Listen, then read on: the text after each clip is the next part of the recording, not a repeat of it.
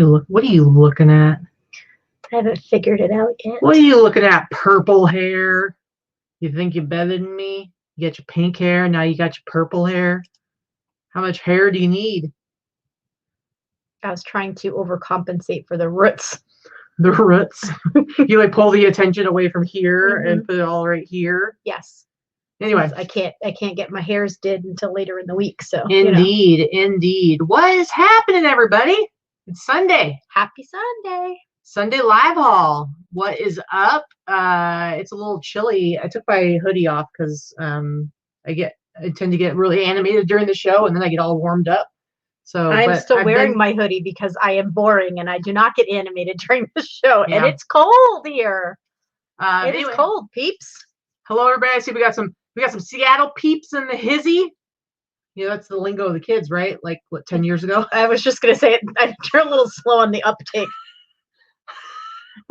Anyway, what's up, everybody? Yeah, I see Robin said that we should have some Jeopardy music as a tribute to Alex. Alex Trebek, he passed away today, you guys. Or maybe it was yesterday. I don't know. They announced it this morning. They announced it today, yeah. I will say, I love me some Alex Trebek, love me some Jeopardy. I grew up watching Jeopardy every single night with my parents. He had, what, pancreatic cancer? Yes. And put up a good fight. I will say, dude was 80 years old, lived a pretty stinking good life, fought to the end. And if anything good came out of the whole COVID lockdown thing, I know, obviously it's been horrendous for some people, semi-horrendous for others, okay for some. I do know because of just the circumstances, he was able to spend like the last several months with his whole, like he has, I think, 2 adult sons, and they both came and stayed with him and his wife during the whole lockdown thing. And so he got like this like really intense extra family time. Yeah, and he actually filmed his last episode on October 29th. So dude worked up until the end. God bless him for that. Yeah, so he lived a good life. A lot of people, I think, looked up to him a lot. And he did a lot of good for the Pancreatic Cancer Foundation too, putting out a lot of information in the last year. I volunteer with the Nevada chapter of the Pancreatic Cancer Foundation, and yeah, he did a lot of good stuff. So he also wrote his memoir during lockdown. So he got to get his story out. I think it's already published and out. That's pretty awesome. So, I didn't know that. That's pretty awesome. Yeah. So so you can like read his little story and stuff like that. But he was pretty inspiring. So maybe someday we'll all get that kind of chance. You know what I mean? Like that's pretty cool. I mean, if you're gonna go out, at least you get to go out on your terms. Exactly. Exactly. So, and again, dude was 80. Like he lived a really good life. He left a huge legacy. Yeah, 80's not that old anymore. Shut up. We're getting old. It's still pretty good. It's pretty good to be pretty good all the way up to the end and active. I mean, come on. I mean, my grandma is 93 and she is like as with it as ever and as sharp as ever. She's awesome. But anyway, we love him. We love him. He was a true gentleman indeed, Susan says. Anyway, so today's our Sunday show. As usual, we break it up into 3 parts. We go through the first part. We look at our real numbers. We get the second part, the middle part. We look at some sales highlights from the last week. And then the last part is our haul. We look at some of the stuff that we picked up during the last week to get listed in the future. But first, you wanted to say something about, we gave Robin, a Red Robin reseller, a wrench so she could share a link to her. Yeah, so you guys know that we don't promote a lot of stuff on our show. Obviously, that's part of the reason why our following is the size that it is, because we don't do YouTube as a source of income. So we're not trying to promote stuff to make money or sell courses or anything like that. Not that there's anything wrong with that. It's just not we do it to just engage with our community. Yeah.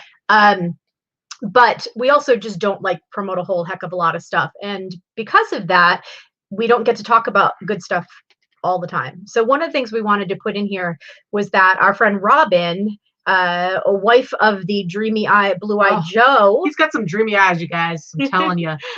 Robin has a Facebook group that it's fairly small, but I think it's small by design, where she does these little raffle things all day long, and it's pretty cool. So I want to, if you're interested in doing like these raffle things, where I think it's like you buy for a couple of dollars, you buy a ticket here and there for a thing, and it's limited to like 10 ticket spots and stuff like that. I'm sure you've seen these things elsewhere. But Robin is somebody that I know, I trust. It's not some weird scammy thing. She just does it to have fun and build her own little community there and make a little extra money. So we're going to let her put a link in the chat if you'd like to join her group. If, a lot of you guys work from home, you're bored, you do some stuff online. What's another group, right? So she does, like she gives away like let me give you an bedroom example. Sets. Here's an air comforters. fryer. An air fryer that's worth $75. Everybody, 10 people buy a ticket for $5, something like that. Yeah, that she type draws of stuff. your name, you win the air fryer for $5. It's that kind of thing. Yeah, it's all different types of things. Like, ninja foodie, she said. So there's like all kinds of stuff. Like there was a comforter set, and there are like some some AirPods, and there's all different kinds of things. So some things are little lower dollar things, and some things are bigger dollar things. Anyway, she dropped the link in there if you're interested in popping in and checking it out. I've been watching it now for a few weeks and just kind of like poking my head in there and eyeballing it. Like this? So, both eyeballs? Your eyeballs? Sideways. Oh, sideways. Okay. All right, cool. Side eye. Even food. They even oh yeah, see there. Oh well, now they're talking about that. Now they're talking about language. Very cool. Very cool. So Lori asked, yes, do we have a good coupon code for List Perfectly? Yes, 30% off the first month. Woof! I just Rhode Islander. It's LVPinkPeacock 77. It's down below. It's down right below down below under in the chat description. All you gotta do is look at the description to this video, and it's right there. And no, Tommy, the raffle thing, red for Robin, it doesn't go to a cause, it goes to her pocketbook. It's her business, guys. It's a part of how she makes a living. So it's the same type of thing as the streetwear guys do it a lot on Instagram with t-shirts. That's how I got that Wishmaster t-shirt a few weeks back. I entered a raffle and I won it, and it was super cool because it's like a $200 t-shirt. So it's just it's really actually super common on Instagram. So I think it's pretty cool to do a Facebook group around it. Anyway, so should we get into our show or what? What do you think? Sure. We miss you guys. We do miss you guys. We do miss you guys. So we are probably, let's get this off the right away. We're probably not going to do a show next weekend. Yeah. We are going away again. I know we go away a lot, but it's how we get our inventory and stay sane during this COVID lockdown. So next week we are actually going to Tucson, Arizona. And I'm not too sure what our setup is at the Airbnb. So rather than us promise a show and not be able to do it, we're just going to skip it because we're going to be spending a lot of our time just shopping. So look out, Tucson, here we come. Woo! What's that from? What movie is that from? Romy and Michelle's high school reunion. What else? I've never been to Tucson, and now I finally get to get in a car and say, look out, Tucson, here we come. Woo! We're businesswomen. We'd like the businesswomen special. What kind of business you in? Anyway, love that movie. Anybody else? Hope you do. If you haven't seen Romy and Michelle's high school reunion, it's awesome. It's hilarious. I remember the first time I saw it, it came out when I was still in high school, and they were going to Tucson for their 10-year high school reunion, and I was like, man, they're old, because they're like 28, and now I'm 41, so whatever, man. Yeah. No, Robin, I don't know about today being extra long, but we don't have like a ton of stuff to share. But we will get into looking at our numbers. I will say, last week, it's funny because somebody commented, somebody was outraged that we would complain and whine about our low numbers, even though we make pretty good numbers regardless. But so I did want to address that because we're going to do some bitching and complaining today, or at least I am. I'm not going to complain. I know you're not.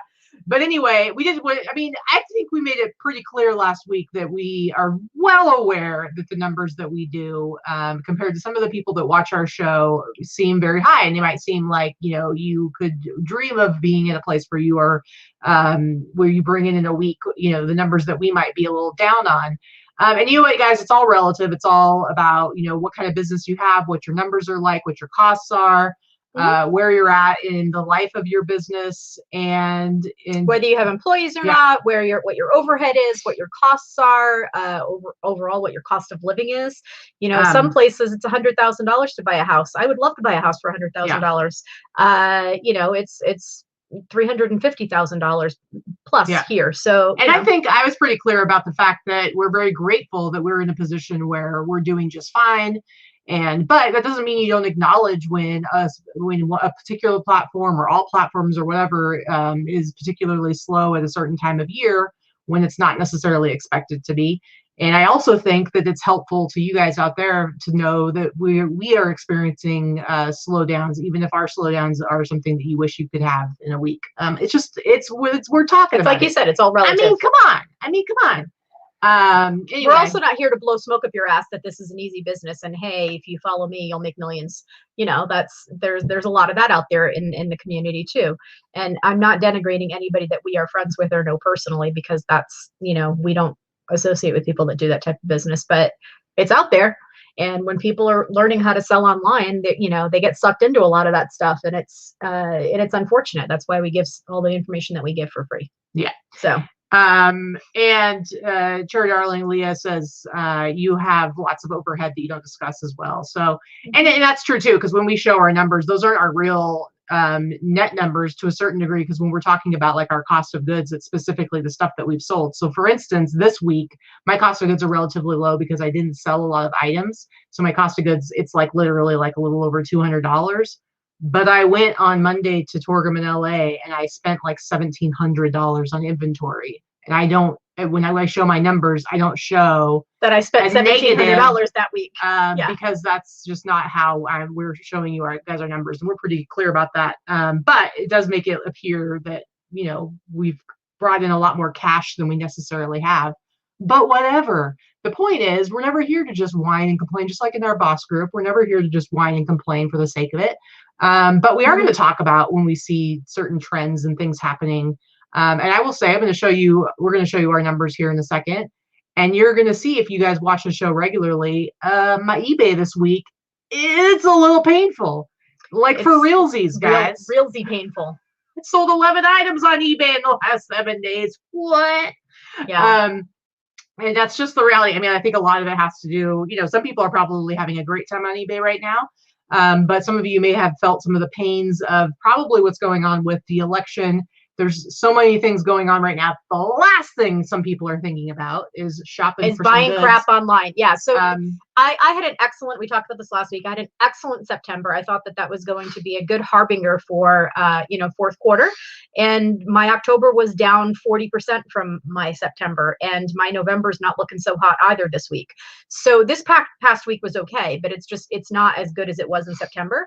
And the sales are just not super fast. Like right now I have a 0 day today on a Sunday at 2:00. I haven't sold a thing on any platform. So, it happens. It's, and right now we have a lot of uncertainty in this country, and this is not opening the door for a political discussion because we're not going there. But there's a lot of uncertainty. So that affects, the economy. Yeah, for sure. Yeah, Christine's right. A lot of people don't really have extra money right now. And for a lot of people right now, they don't necessarily know when they will be in a position where they do have extra money. So people are being really careful, and it is the holidays coming up. And so they're probably thinking about how they're going to buy gifts, but if they're still going to be able to pay the rent. So there's a lot going on, whatever. Anyway, there's a bit. I look forward to the next horribly outraged message about people being very upset about us saying anything negative about our numbers, but get over it. That's all I'll say. Anyway, so let's go ahead and let's see. You gonna share the screen? Go ahead and share the screen, and we will start with my numbers. Luckily, Vikki came to the rescue and helped pad our numbers on both sides so that mine wouldn't be so sad once you add them all together.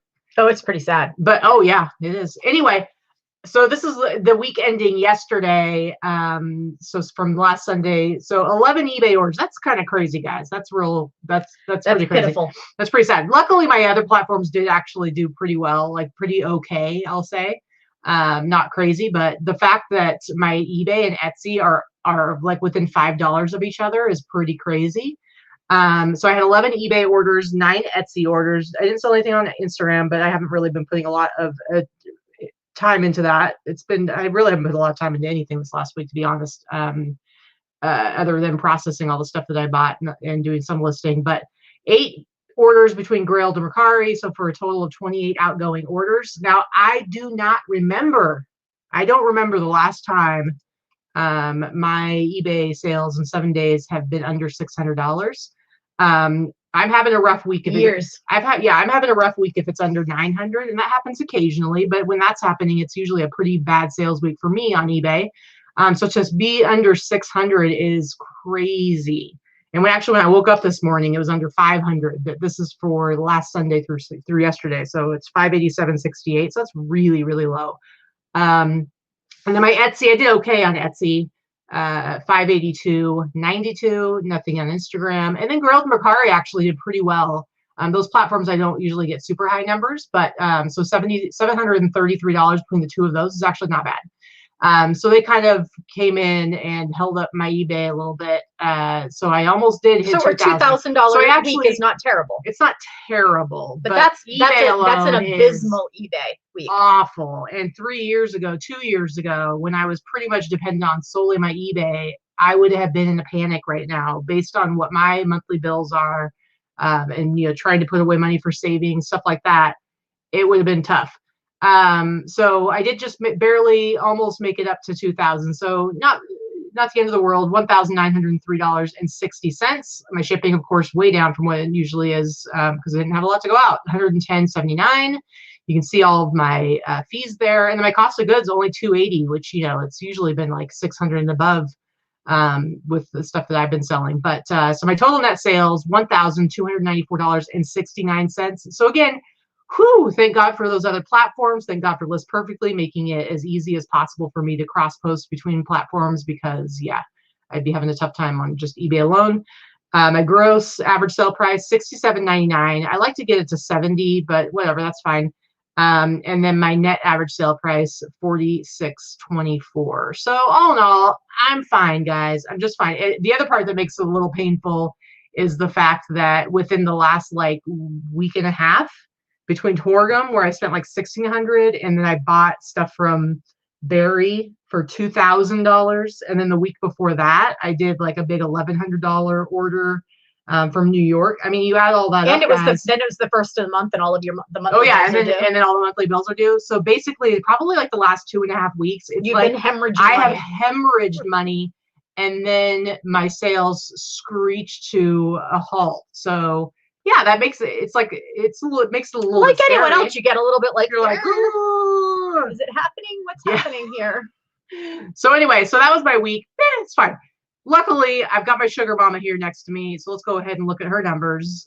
She will help me out. She'll buy some ramen for me. Guys, please do not get into political discussions in the chat. We all have different viewpoints, and I don't want anybody getting into. Let's just let everybody escape that for the 3-hour show that we do. Just kidding. Please, I would appreciate if we could just hold. Everybody has a different viewpoints. We all hope for a peaceful transition if that's what's going to happen. I think that we all want the country to come together. Yeah. Let's just leave it at that. I'm so sick of all the divisiveness. Well, I don't care what your political party is. Let's just take a little break. Let's all just be friends and listen to me be outraged about others' outrage. Okay, go ahead. All right. So, I actually ended up having a really good week this week. I had 52 eBay orders, 9 Etsy orders, 11 on Poshmark. Poshmark is finally freaking coming through for me. Finally. 4 on Mercari. No, I had 3 on Mercari and 1 on Facebook Marketplace. Sorry, for a total of 76 orders.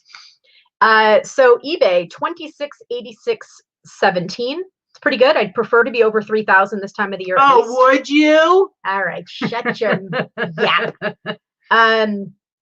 So I would prefer to be over 3,000 this week, but I did really well on Etsy at $832 just about on Etsy, $633 on Poshmark. My Poshmark is getting up to being closer to $2,000 a week. Not a week, I'm sorry, a month, which is great. I mean, I started Poshmark in January. I bitched about it for the first 6 months at least, because for whatever reason, I was not getting up enough traction there. But now that I'm consistently over $1,500 a month for the last few months, now I definitely see it as a viable third and fourth platform for me. So I'm okay with the Posh sales. Mercari and Facebook Marketplace, I did a total of $355 for a total of $45.05 for the week. Nice. It's a good week. 4,000 and above is good for me. 3,000 and above is actually pretty good. So, I mean, when it's over 4,000, I'm happy. So, $457 in shipping. I did have a couple of real heavy items, and I had some international sales. My eBay fee is $324 and change. Etsy $71. Poshmark about $127. Mercari $435. So my total platform fees and shipping fees $1,026 and change. My cost of goods higher than mine this week. My sales were a lot higher, so duh. Yeah, we know, Vikki. Okay, we know. Good for you. Yeah. Okay, congratulations, asshole. Go ahead. My cost of goods $327. So my total net for the week is $31.52. And my gross average sale price is right around $60, which is where I like to be. And my net average sale price is pretty good, over $41 for the week. So I was pretty happy with my week this week. From the previous 2 weeks were really crappy. I'm okay with this week. I'm not going to complain about my numbers. I'll complain about your numbers because you're slacking. You need to be pulling harder. Yeah. Your contribution to this relationship and this show today, numbers wise, subpar. That's really hurtful. It's real hurtful. But I still love you because you're gonna buy me stuff later. All right. Probably. Just kidding. Anyway, that's how it's looking. I basically need to buckle down and like do some serious like crazy listing, which I'm like well set up to do. I've got probably about 120 items in my notebook to list. I've got another 150 t-shirts downstairs to photograph. So I'm actually pretty good because we're going to be going to Tucson this next weekend. So of course I'm going to pick up some more stuff there. And then I'm probably going to have like a good month, like really for realsies, that I don't really need to do any kind of substantial sourcing or anything like that. So yeah, I might be about the same. I'm hoping if we do well on this sourcing trip, I'm hoping that we do not need to source again until after the holidays. That's my hope. I don't think that will last for me, but we'll see. Yeah. It usually doesn't because I have a helper and you don't, obviously. So we'll see. Oh, Robin just gave me a $5 super chat. I'll let you have it since you clearly need the help. Spousal abuse. She's a $5 super chat to have a taco today to make me feel better. So that's good. So thank you, Robin. I appreciate it. And here's a little super chat. Super chat. Just super chat.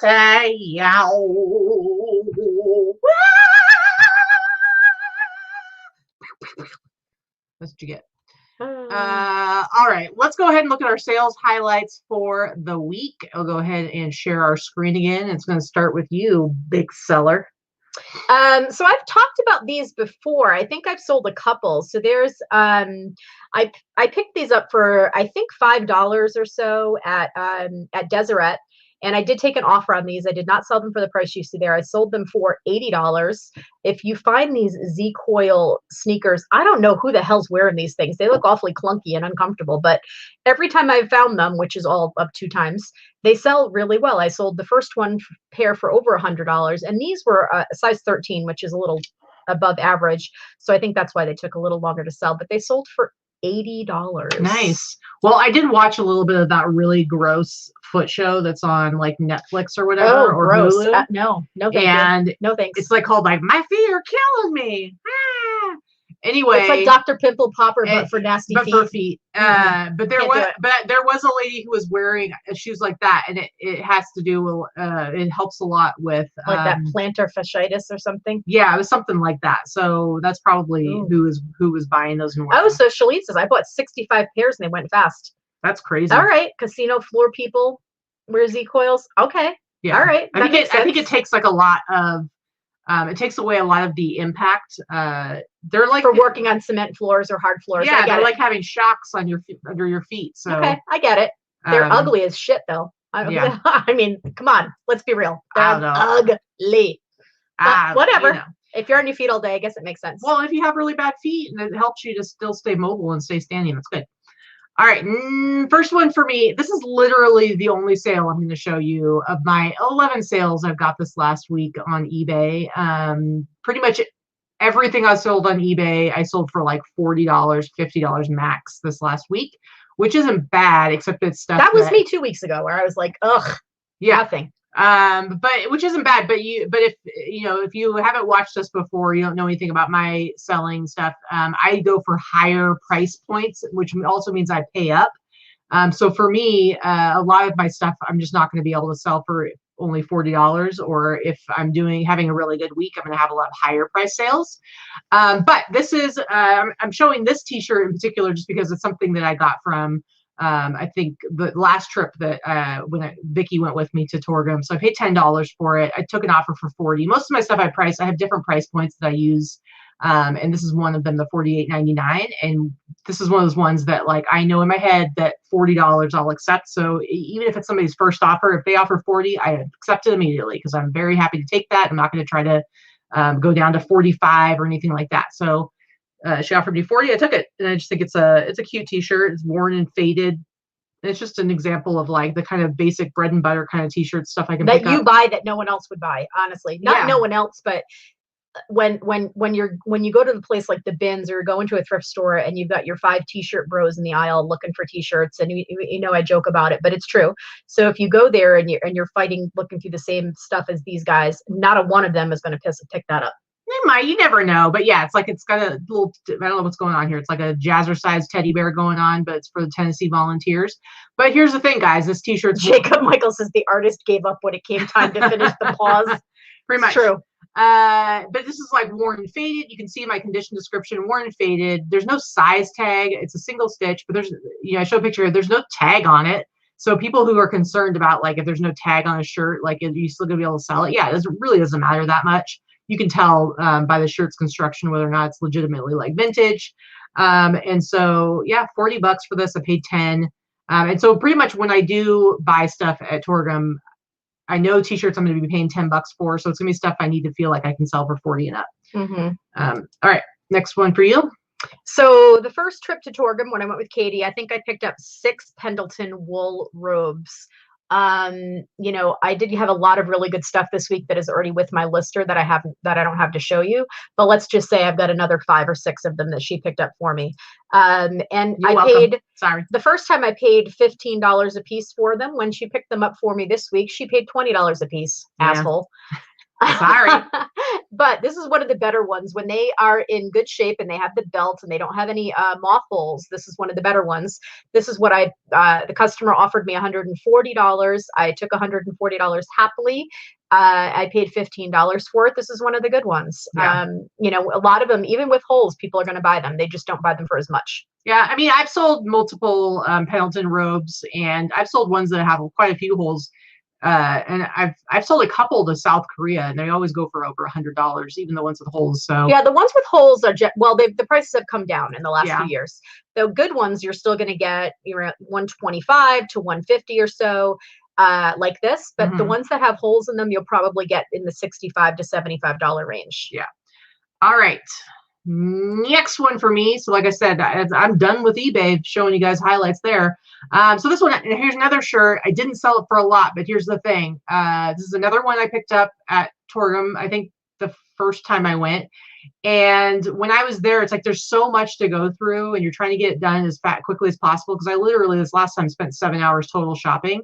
And so I'm trying to go as fast as I can. There's so many things to go through. And sometimes I'm grabbing stuff and I'm really not overly inspecting it. If it's got a graphic on it that I know I like, I grab it real quick. I got home with this one and I hadn't even realized when I was shopping that it didn't have the sleeves, that the sleeves were cut off, which isn't the worst thing ever. And I definitely, like when I bought all those 80s rock tees, there were some of them that were all cut up. And it brings the value down a little. But when it's something like this, you're like, okay, is somebody going to want a t-shirt with its sleeves cut off from Opryland's Grizzly River Rampage? So I probably wouldn't have grabbed it and paid $10 for it. But guess what? I listed it, and within a couple of weeks, I think I had it at my like $40 price point or $45 one. And somebody contacted me and said, hey, would you take 35? And as soon as she said that, I'm like, yeah, I'll take 35. So I sold this for $35. And I was happy with that. I would throw that away. I would throw that away. It only took me a couple weeks, so I paid 10 for it. Again, it's got cut off sleeves. It's crap. No, I wouldn't have paid $10 for it with the sleeves cut off. It was an accident, but I sold it for $10, or not $10. Sold it for 35. So I was very happy with that. And again, it did not take long for me to sell it. It literally sold within a couple of weeks, guys. What is wrong with people? Who's buying this crap? It's a cool. Don't say that. Those are my people. Your people have no fashion sense. Anyway, I think it's an awesome t-shirt. And you don't know what she's doing. Maybe she's making a really cool Opryland's Grizzly River Rampage pillow for somebody for Christmas. You don't know. You jerk. Ugh, weirdo. All right, go ahead. So, quick question in there. LA Grit asked, what are your favorite mannequins to use for long items like robes? So, most clothing, I don't photograph or list myself anymore. My lister does at her house. So, she's going to use whatever mannequins she has there. She has a regular half mannequin on a stand, but she also has the kind that are the hollow back ones. And I think it just depends on where it fits for her background. When I do it for myself, if I'm doing photographs for myself, I actually stopped using full body mannequins about a year ago because they're just too cumbersome to dress. And with the volume of items that I was photographing, it was taking too long. I like using the flat hollow back mannequins, the kinds that have the hook on the top for men and women. That's what all Katy uses as well. And I think we hang them from a hook, and that's it. And if you have a big enough background or a good enough background and enough room to step far enough back, getting the length is fine. Yeah. See, Leah likes the cut off sleeves. And here's the thing, you have a very different idea of what you personally like in fashion. Well, I don't even wear half of what I would never wear. No, half of what I sell. Understand that. But when it comes to t-shirts, like I think you have a hard time getting on board with the whole destroyed, faded, I do. Trashed out look. I do. It's actually very popular, especially right now. So I think that's just more for I like the vintage. I even like the vintage. I love the vintage tees. If my boobs weren't so big, I'd wear a lot more of them. I love the weird graphics and stuff. I totally get that part. I get that wearing them with a cool pair of jeans or cut off shorts or whatever. I get the whole look. You just don't get that. I don't get the destroyed, cut off the sleeves, put holes in everything look. Yeah. That does not. I get it in jeans. I don't get it in shirts. Yeah. See, I just don't. People like it. People like it. Anyway, what do you got here? What are you showing? So this was something I picked up in that full clothing haul that Sally and her husband had picked up for me. Again, I have pennies into this because I think I paid on average less than $1 an item, and there were so many items there. I've sold a lot of the really good stuff, so I have to say, even though a lot of it I gave away, what I did keep was good. So I sold this for $85. This was also a best offer for $85. It's just a nice vintage 80s sweater, sweater skirt set. Mm-hmm. That's it. It's 1980s. It's kind of like this oatmeal gold color. It was cool. Yeah. All right.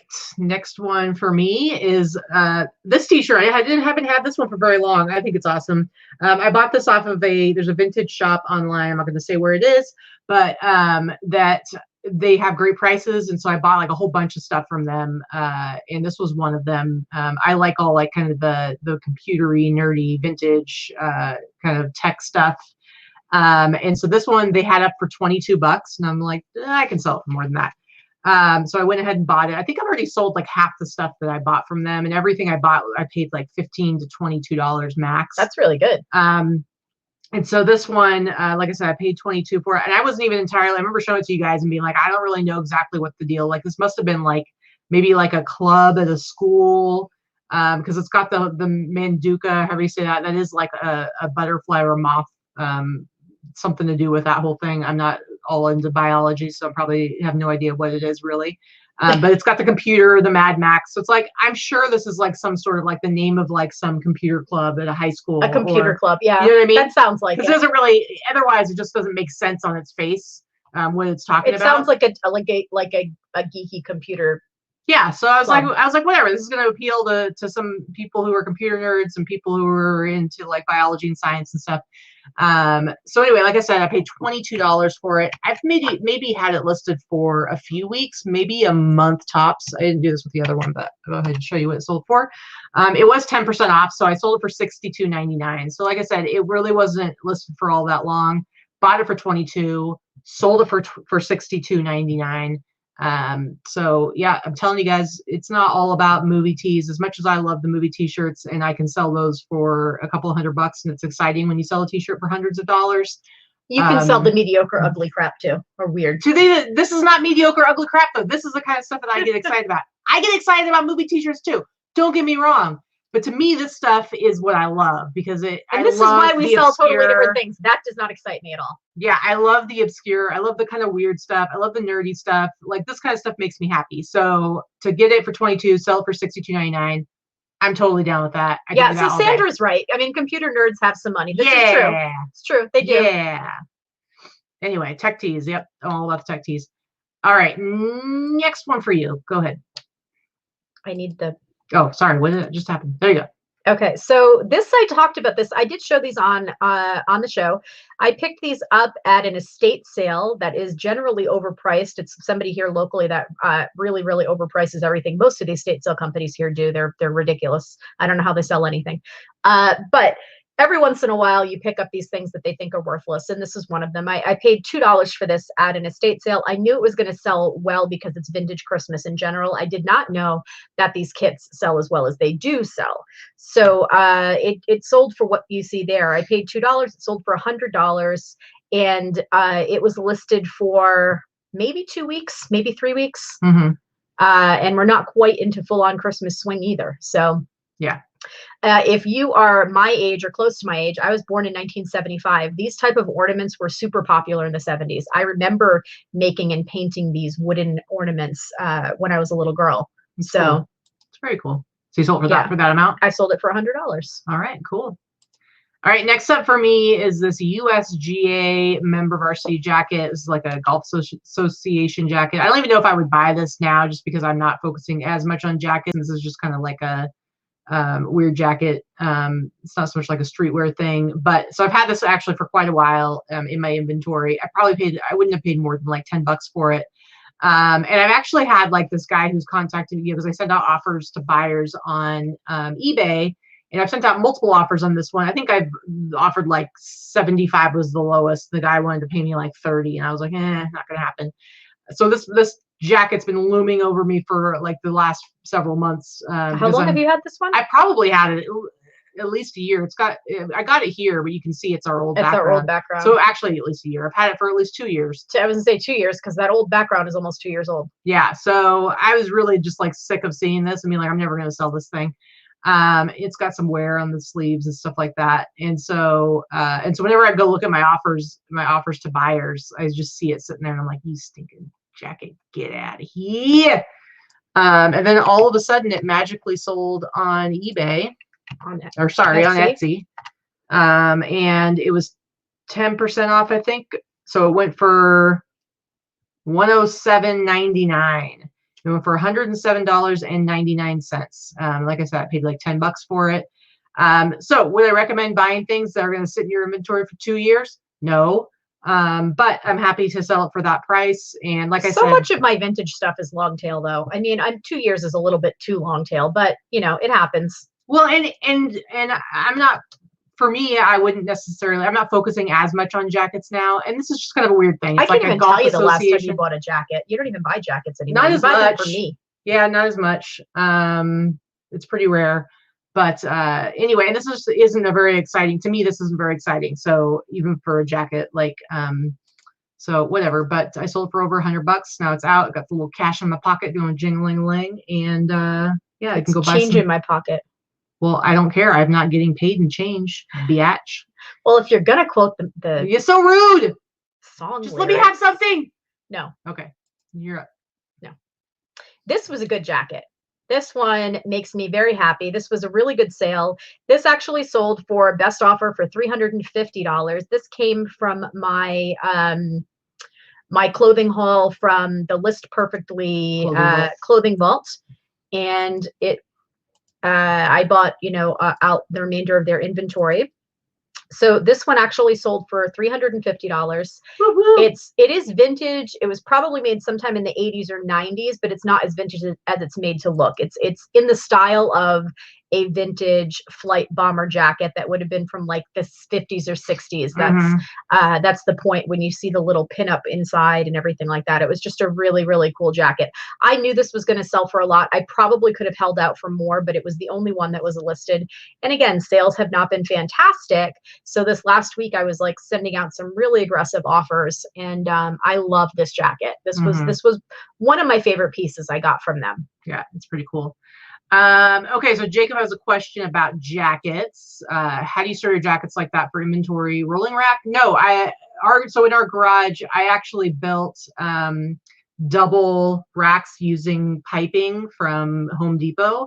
And I have both sides of our garage all the way down. If you go back in our old videos, towards the beginning of the videos. It was one of Katie's first videos. If you go way back, it was before I actually even joined her on the channel. Because for the longest time, this was just her channel. I wanted nothing to do with it.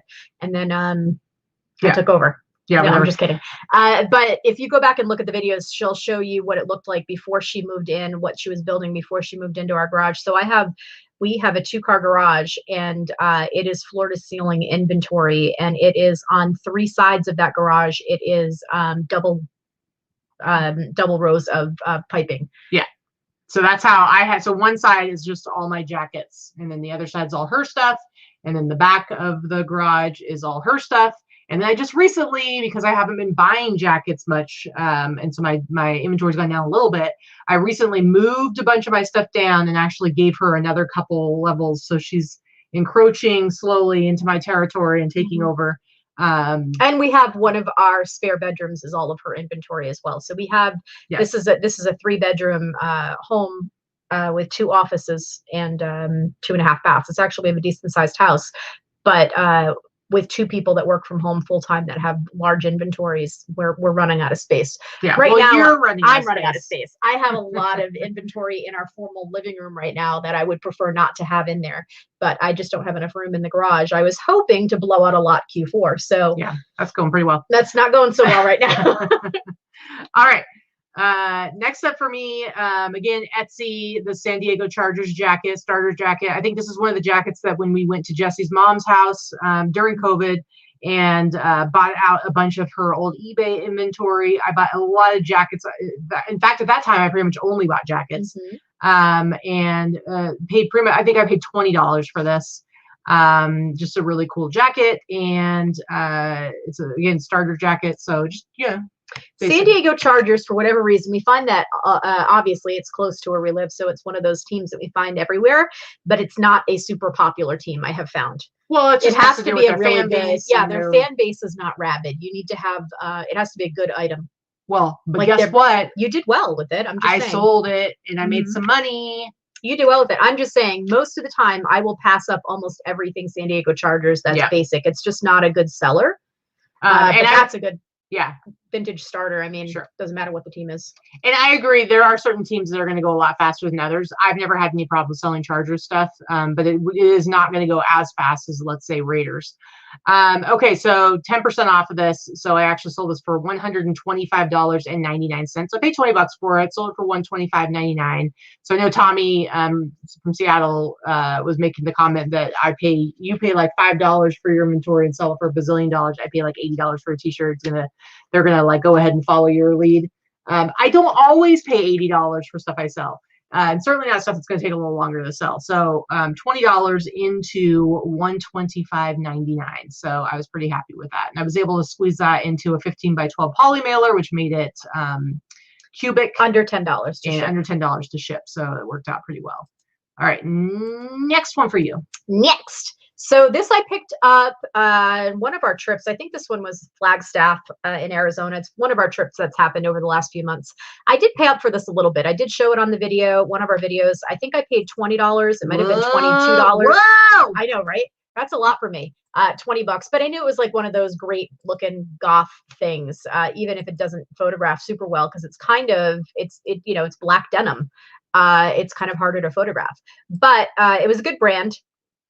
And I could tell that it would sell. There's still a whole lot of goth people out there, and I knew it would sell well. I was thinking it would sell closer to Halloween. Yeah. But I think there are a lot fewer Halloween parties and things like that happening this year. So I also think Stevie Nicks would wear that. What do you think? No.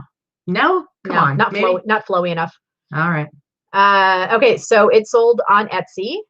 For and again, I paid between 20 and $25 for it. Might have been as high as 25. There you go. It sold for $150. What? Now, again, there's an awful lot of people that, I don't run a lot of sales on Etsy. Every once in a while, I'll run a 10% off sale. I'm constantly running sales on eBay. That would have been at least 25% off if they had purchased it on eBay. So there are entirely different people that shop each platform. That's what people need to know. Mm-hmm. Nice. Good work. All right. Next for me, we're going to jump on over to Grailed. I had like 4 Grailed sales, I think 4 or 5 this week. So this t-shirt. I actually picked this up without knowing for sure who it was. Like I thought, oh, he looks Did we show this on one day and we were like, who's Howard? No. All right. It was no, because all I had to do was look it up. I didn't know who it was. Anyway, I bought this at the last time when we were at Torgom, so I paid $10 for it. I bought it because it had the big graphic on the front of it, and it actually has some song lyrics on the back. And I didn't know when I grabbed it who exactly it was, but it looked familiar to me. But it's Howard Hewitt. He's an R&B singer. And then when I got it home, I go through and I wash everything. And usually I do a pretty good job, and I'm able to get I'm able to get my stuff to look pretty good after I wash it and I bleach the whites and stuff. But I will say this had like, I don't know if it was like paint or what it is that's on there, but there's some stuff on there that I was unable to get off completely. I like the black and white t-shirt and the black and white graphic. And then he's got his gold earring. I know, right? That's nice. Yeah, for sure. Jacob says Howard's handsome. Yeah, so like I say, he's a looker. It's got weird fading and paint splatters, but I still was able to sell that for $85. So not too shabby, right, guys? Right, guys? Yeah, no, it's pretty good. Right, guys? All right, Howard. Oh, I would have been looked at that. I would have been like, who's this dude? Like it didn't even cross my mind that he was a singer. I'm just like, did somebody put a picture of their uncle on their t-shirt? Like, what's happening? Well, I saw like the lyrics kind of slash. I saw that after, but yeah. So when I saw it, I knew he looked familiar. I was like, he's either a musician or he is like an actor or something. He does not look familiar to me at all. Yeah. But all right. He was pretty popular. Nice to know back you, in the day. All right. Next one for you. Ugh! Creepy ventriloquist doll. Picked him up at a garage sale. I don't know, 4 weeks ago, maybe. I scouted him. Katy did scout him. She was in that part of the garage before I was. I paid $10 for him. He was in his own box. He does not work. And I did state that in the description. The pull string is still attached, but it doesn't really open his mouth anymore. But somebody purchased him from Germany. Mm-hmm. And they paid the full price because he was on Etsy. And he sold for $129.95 on Etsy, plus postage to Germany. Very good. Very good. So it was a good one. It's a great sale. All right. Next one up for me on Grailed. I have this. This one is another one I got the last time we went to Torgom. It's a U.S. Postal Service Express Mail sweatshirt. I like the graphic on it. I think it's a pretty cool sweatshirt. Nothing on the back. It's from the 80s. No back hit. No back hit. It's got that 80s. Somebody's name written on the inside. Yeah. It's got that 80s Hanes tag on it. But yeah, it's just a cool sweatshirt. And I sold it for $88. So again, this one I paid $15 for at Torgom. I paid $20 for like my any of the sports sweatshirts I got, but this one I remember I paid $15 for. So 15 into 88. Not too bad. Not bad. Not bad. Yeah. So I feel like I've been doing pretty well with the Torgom stuff. I know I I kept track from the first time I went, because now I've gone 3 times. And the first time I went, I kept track for a while until I broke even of the stuff I was selling, and it took 15 items to break even on 100 pieces that I bought. Yeah, that's really good. So I broke even a while ago, and then everything after that I'm making its profit. So it wasn't too bad. Oh my God. So Paula Hafner says Howard Hewitt, that's his name. The song on the back was the song we played at our wedding reception. Oh, awesome. That is interesting. Very cool. Very cool. Yeah, and express mail, is that what you're saying? Is that false advertisement? Yeah, pretty much these days, right? Well, no, maybe somebody bought the sweatshirt because they wanted to be ironic. Isn't that a thing still? Is that a thing still? To be ironic? People buy and wear things to be ironic? No. I'm sure. But I will say, in all seriousness, with the USPS, express mail is still guaranteed in 1 day, and I have had to send a couple of things out recently. Express, they keep to it. I mean, that's the stuff they prioritize, even above priority. They're only guaranteeing 2 days now. They don't guarantee overnight anymore. With the express? Yeah. You sure about that? I'm pretty sure. All right. Anyway, but it still goes fast. All the issues I've had have been almost entirely with first class, and a couple times with regular priority. But express, I think, is still pretty reliable. Yeah, I lost an international case this week, I have to say. Mm-hmm. It's the first time I've lost one since all of this happened, but it was kind of BS. So it was more than 90 days. So I was lucky that the information was still there on tracking. So the customer opened up the case maybe 88 days in. Mm-hmm. And it was going, I can't remember what country it was going to anymore. I've completely forgotten, but it was like $55. It wasn't a huge one. It wasn't insured. It was first class. And it got all the way to customs, and then customs notice was sent out, and it said, even in the details, notice was sent to customer, or whatever verbiage they had used. Generally speaking, when an item is shipped international and the customer is notified, or if it's being held in customs and they don't pick it up, as long as it says that customs has notified them, that is considered a completed transaction, because it's not your job to make sure the customer goes and picks it up and pays their taxes or their VAT tax. So eBay has always covered your ass for that. As long as it says that customs notice has been left, or waiting to pay on custom fees. They use different verbiage depending on the country. In this case, that was what it said. 5 days later, that I put that information into I responded to my item not received thing, put the information in there, all that stuff. 5 days later, the customer escalated it, and the details of the tracking was gone by then. Because it had been 90 days. Because it was over 90 days. So I feel that like I was very much played on that one. Yeah. So the information was no longer there, so that when eBay looked at it and they had escalated it, all the tracking showed was that it was not delivered and it was in their country. So I lost. So does this mean you're now going to no longer sell international? You're going to go to GSP? Fuck no. No. Inappropriate. It just means that I got screwed on one item. Yeah. It happens. And it happens, and it is a cost of doing business. And was I a bit salty about it? Yes, I am. But I'm moving on. It doesn't stop me from, from selling international. And again, it was only a $55 claim. And, I don't want to say only, because $55 is not, chump change, but there's nothing I can do about it. Yeah. I actually contacted concierge to escalate it.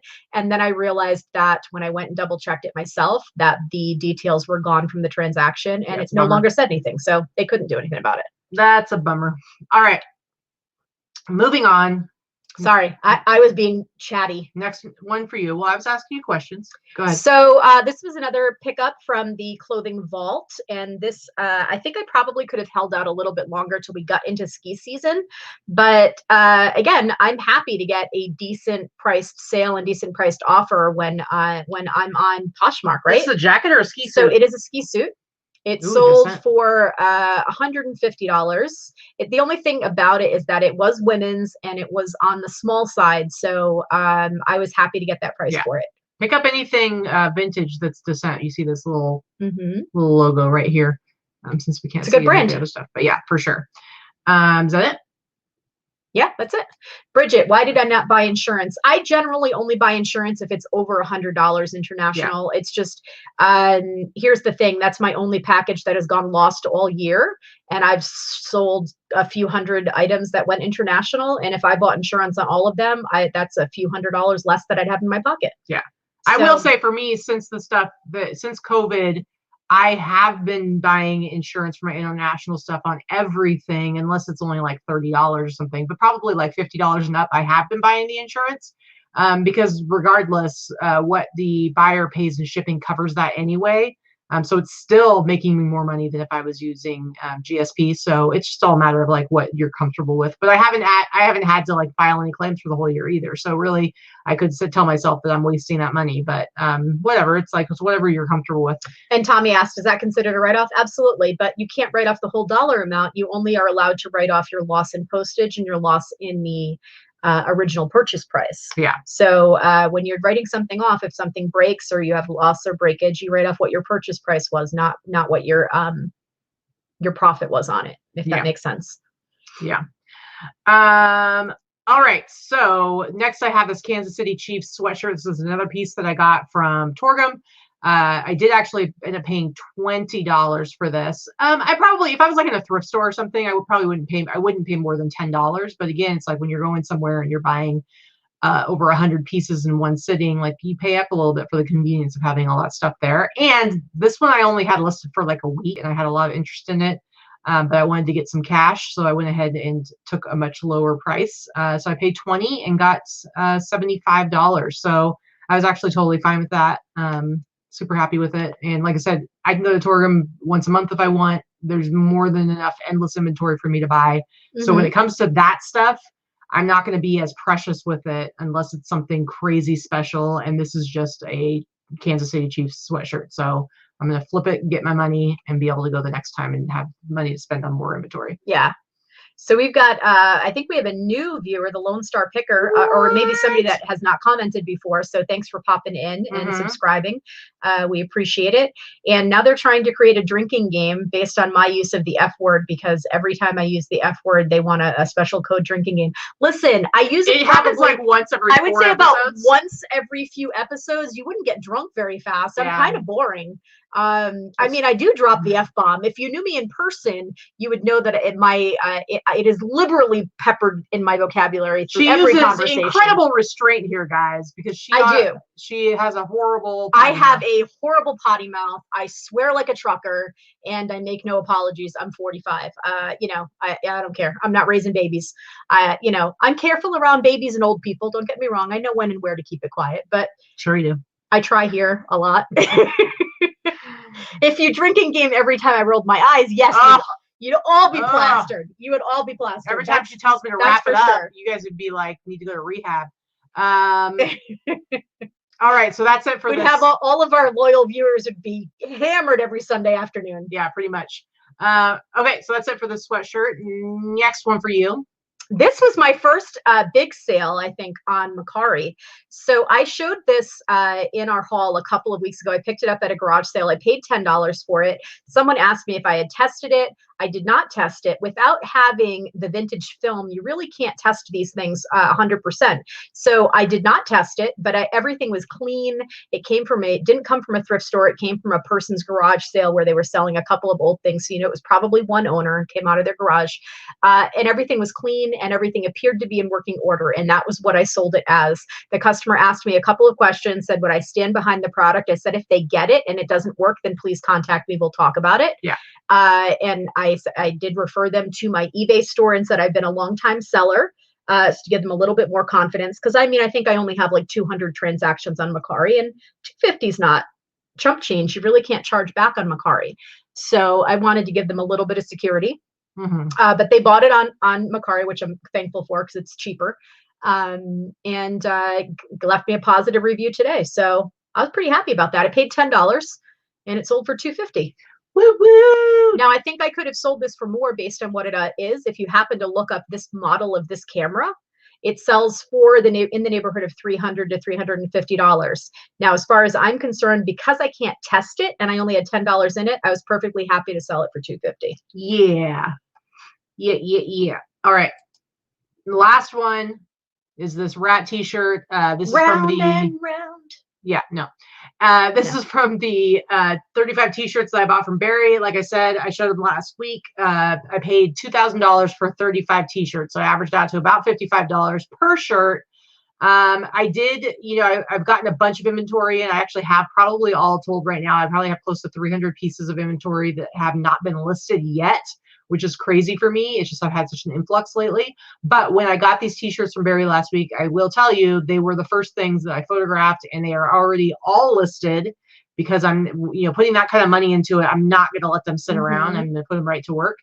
So like I said, I paid $2,000 for 35 of them.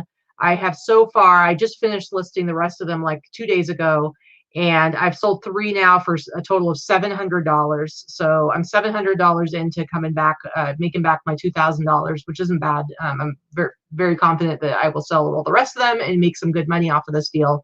But this is we have a rat problem.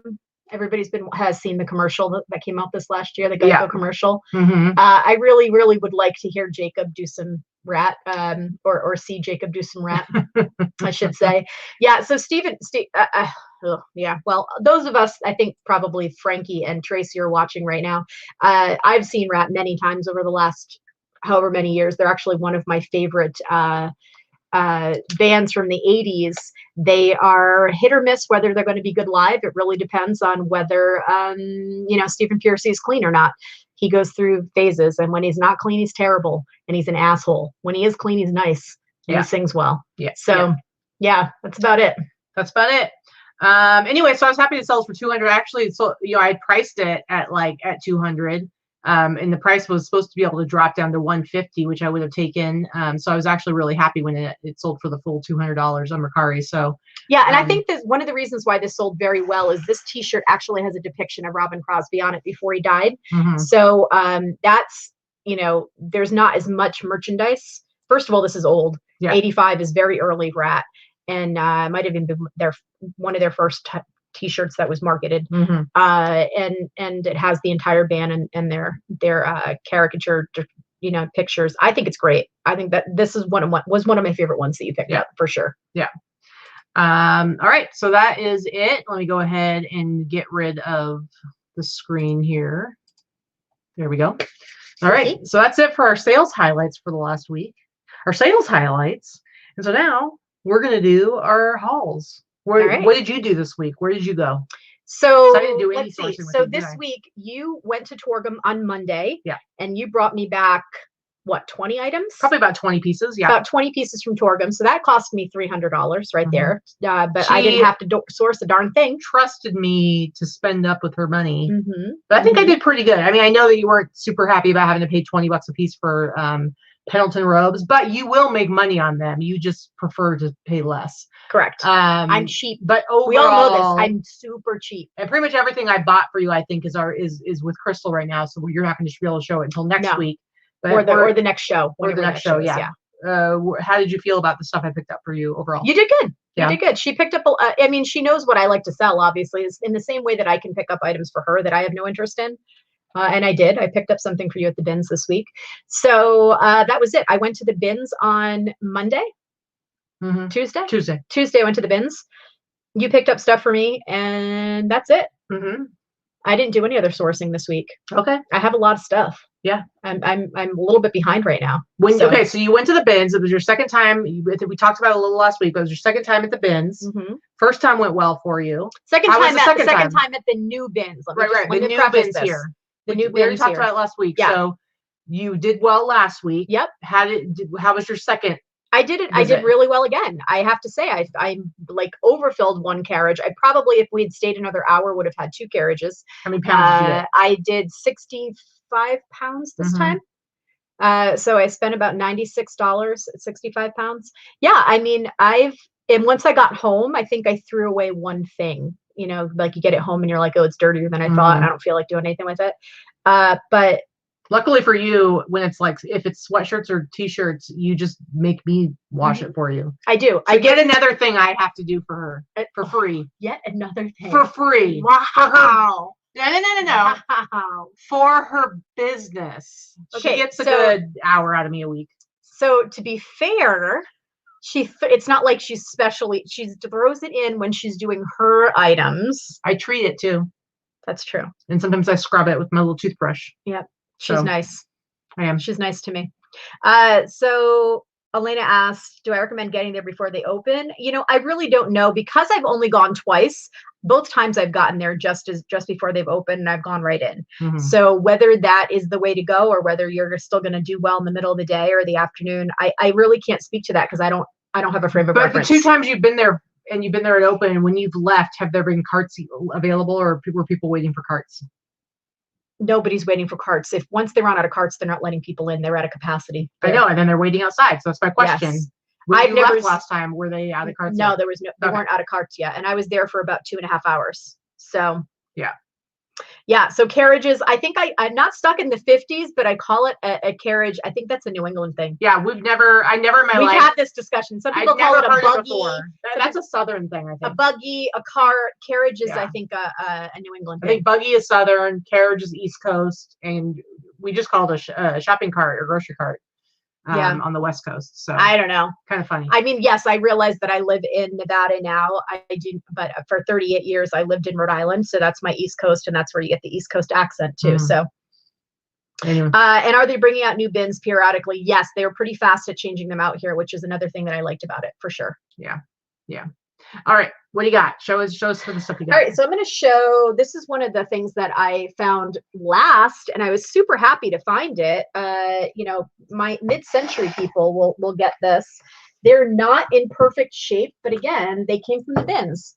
So we've got some vintage mid-century modern gravel art. So we've got some poodles. We've got the black poodle and the white poodle. It's made with like string and jewels and gravel art. And there's some soiling to the background. These are like a cracked canvas type of thing, or like a painted canvas. And it's like an off-white. They're so freaking cute. One of them is missing. The black one is missing. Here's the black one. Is missing one jewel around the collar. And then there's some random stones missing around where the gravel would be. But in considering these were like shoved in a bin, they didn't do too badly. So what did I pay? A couple dollars a piece because of the weight, if that. The black one last sold for $150 on eBay, and the white one is worth about $75. I'm going to sell them as a set, and I'll probably price them around $200. I bet they sell on Etsy. Wow. Yeah, I just they're my favorite pick this week, and they were one of the last things I bought. From the bins, and they're not in great shape. Yeah. So another bins purchase. This is another way that I can tell. These are, you know, our bins we've talked about before. If you've watched the show before, our bins used to be only stuff rejects off the floor at Goodwill, and they never had direct donations. So by the time you got there, it was few and far between that you'd find good stuff. It was really hit or miss because it had already been processed and been on the floor and all that stuff for at least a month before it got there. So, you know, you didn't get the really good crap because it was already well picked through. Yeah. But now they do direct donations. Yeah. And that's the difference between good bins and bad bins. The really big difference. So another thing I picked up a bunch of pairs of shoes, but I picked up a pair of these Uggs. And again, Uggs are not my favorite thing, but these are the ones with the nice zipper up the back. I bought an Uggs cleaning kit. Oh, you did? Okay. Yeah. And they get the nice zipper up the back. They're in good shape. They're a little bit dirty, but they're not too bad. There's not a huge amount of wear. So I bought the Uggs cleaning kit. And I think I can get $50 to $60 out of these. You know, they're the tall Uggs, and they're really in good shape. So what I paid, $2. Nice.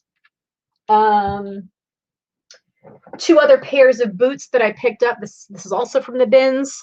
These are just some vintage cowboy boots, and they're Dan Post.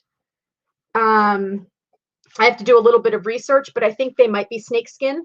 They look like some type of snakeskin, maybe armadillo. So an armadillo, I get it again. These I probably paid $2 for when you factor in the weight. If they're armadillo, they've got some good wear to them, but I mean they're still going to be $60, $70 boots. One more pair again. These are pre-cleaning. I haven't cleaned any of these yet, and I don't clean them like crazy either. But these are Red Wing boots, but they're the Red Wing steel toe work boots. They need laces. So I'm just going to order some generic shoelaces. I think I may have a pair, but I don't think I have this kind. So generic shoelaces, clean them off a little bit, and these will still sell for at least $100. They're the steel toe, and they're in good shape. Again, paid $2 to $3 for them. Now, before, that type of stuff would never be in our bins. Never, never, never. So I was pretty happy with that. Do you want me to keep going a little bit? Sure, you can just more.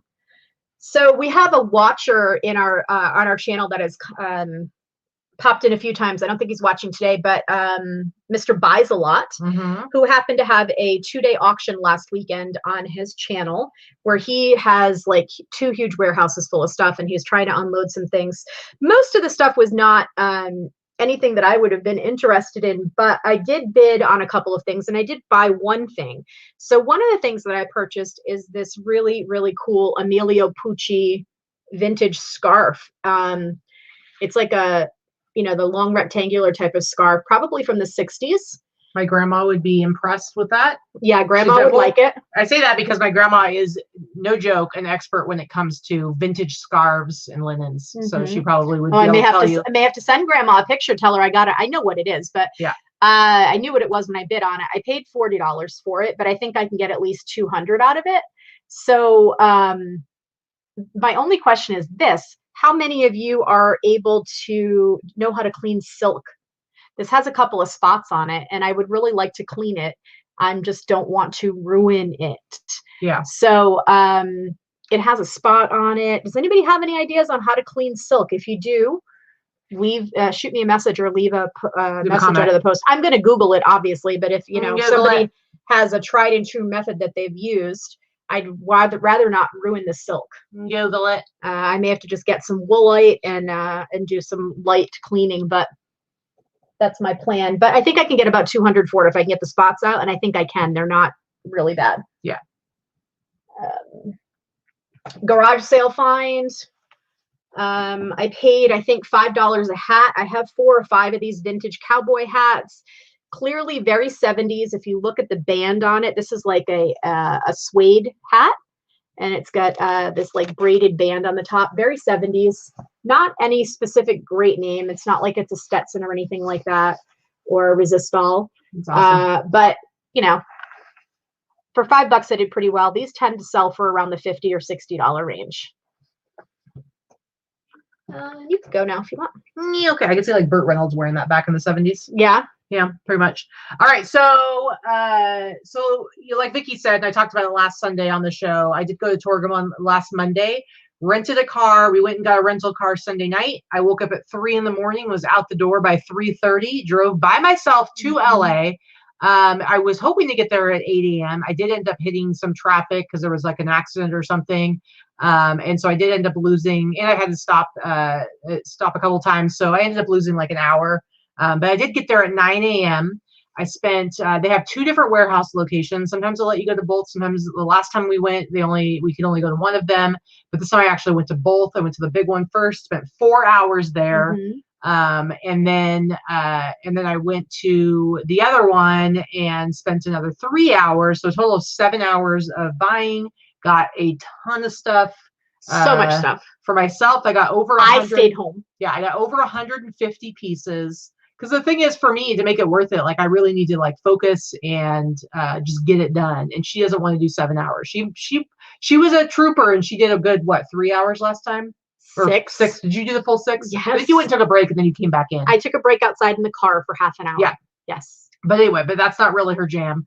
To spend that much time doing it. But yeah, so 7 hours for me. I left at like 4 and I made it home. I think I got in the door like a little after 10. And then like 5 hours each way for driving plus 7 hours in the place.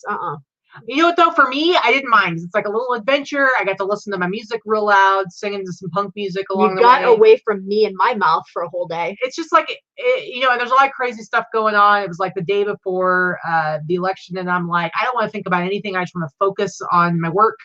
And so I had a lot of fun. I bought over 150 pieces, like 20 pieces for you. So I left, you know, with over 170 pieces and came home, emptied out the car, took the car back to the rental place, and was back in the house by 11. I've had a few people say like, well, why wouldn't it be better to stay the night somewhere? And I'm like, honestly, it works out great because it's like, yeah, it's a really long day, but then I only kill one day and then I'm done. Whereas like if you go, you stay somewhere, you're going to stay the night before, you're going to end up. And you had the cute little economy car. It was super cheap. I think it cost between the car and the gas, it was like $55. to do a turn and burn. Yeah, well, it was $50 to rent the car. Turn it and burn it. It was $50 to rent the car, but the car got like 36 miles to the gallon, which our car gets what? 20 maybe. 20 maybe. Yeah, we have a 7-passenger SUV, so it's so once I factor in like the money I save on gas, it's like maybe I paid $25, and that way we didn't put wear on our car. You had a car here at home. I didn't go anywhere, and it was a zippy little car. Where the hell am I going? So it was awesome. Anyway, if you look down below, I had done a post in the boss group, and so I went ahead and put it down below. I took a quick picture of every single piece I bought for myself, and I did like a Google photo album. So if you click down below in the description, you can actually go after the show. After the show, you can actually go and look at every single piece just to get an idea like of everything I get. Because every time people are like, "Oh, I can't wait to see everything," and I'm like, "There's no way I'm showing 150 pieces." Miss 10 minutes for every damn t-shirt. Could you imagine how long the show would be? The show would be as long as your trip was. Yeah, so go ahead, you can look there and you can get like a quick preview of every single piece I ended up walking away with. So Sheila Sweeps asked, would you consider dry cleaner for a $200 item? For sure I would. It depends on what your dry cleaners cost and what the item is.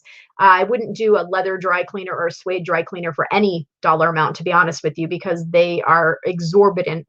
But regular dry cleaner, yeah, I dry clean stuff all the time. Yeah, it's only like a couple bucks a piece, so it's like, why not? Anyway, so if you saw that post, you may have seen some of the stuff already, but I'm gonna bet that the 150 people in here have not looked at that post.